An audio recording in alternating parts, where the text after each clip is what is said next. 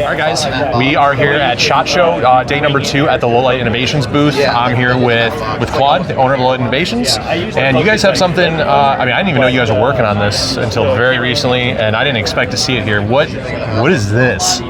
So yeah, we definitely kept this under wraps as much as possible. This is our new MARS system. So it stands for Multi-Axis Rotational System. It's a true panoramic night vision goggle.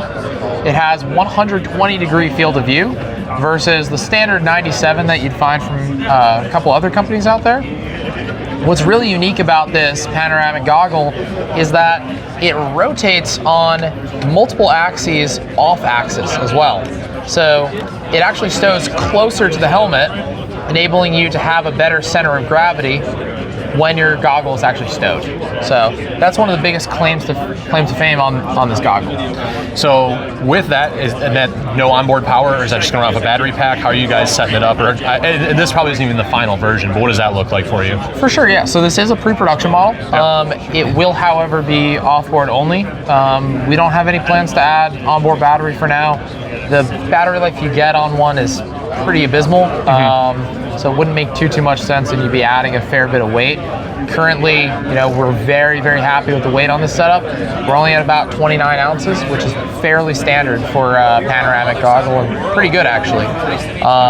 You do have RPO lenses all the way around, including the eyepieces as well. And will that be a factory like standard? You're going to get that anytime you pick up one of these MARS units? Absolutely, yes. That will be completely standard on these goggles.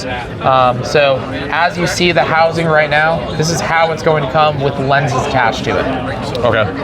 Yeah. So what was how did you guys get to the point of? I know there's like articulating options, there's fixed bridge options in the quad tube space. How did you guys get to this point and decide hey, this is the way we want to make this work, or even we can do this and make it a feasible solution?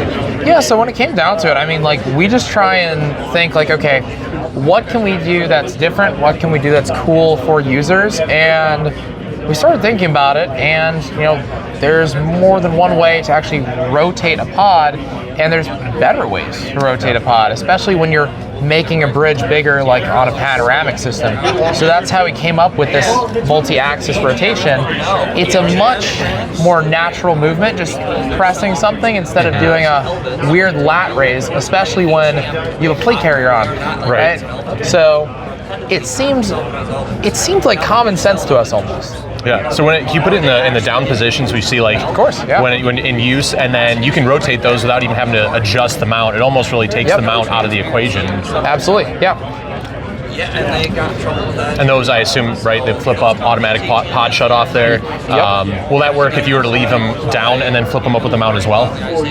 Yeah, so basically, you are correct. The detents inside of here do accomplish rotational shut off. Okay. So when they're rotated up, the pods will shut off individually or together if you rotate both of them up. And when they rotate down, it'll be an instant turn on as well, due to the mechanical connection. Is that safe to say that's probably some of the same stuff that's in like the MH1 unit? Because these things turn on and off extremely quickly when you flip them out of use. It is definitely a similar system. It's just, I guess, made a little more simplified due to the fact that you don't have like modularity with this unit. Right. So since you're not having to worry about the modularity, since you don't have to worry about like future-proofing, adding a bunch of like different devices and stuff like that, you can make things a little bit more simple. Yeah.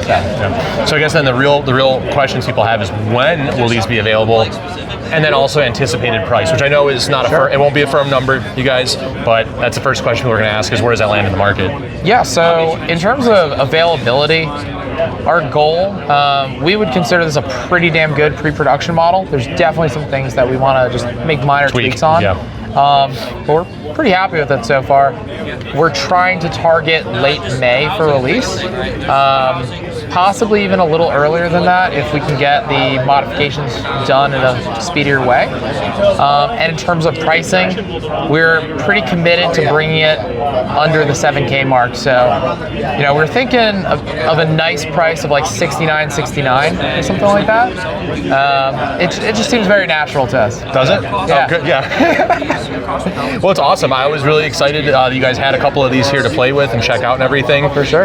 Very exciting that we're seeing more options in the quad space, especially relatively affordably, right? Absolutely. I mean, for you guys, like night vision, it is expensive. It is what it is, but more options is always going to be better for the market. And I think what you guys are doing here is very different, very cool, very innovative.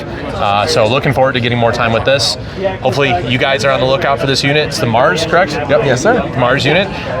Later this year is the anticipated release. Absolutely. Yeah, and stay tuned. Make sure you guys hit the subscribe button. We'll be covering more of this as SHOT Show carries on.